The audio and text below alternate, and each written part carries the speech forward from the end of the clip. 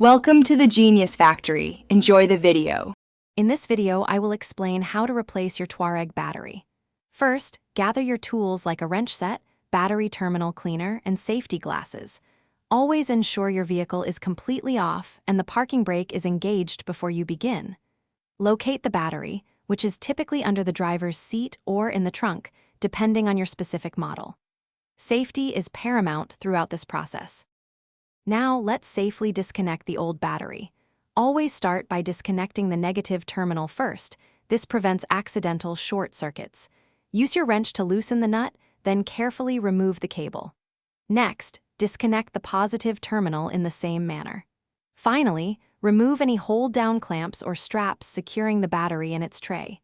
Take your time and be cautious. With the old battery out, it's time to prepare for the new one. Clean the battery tray and terminals thoroughly to ensure good contact.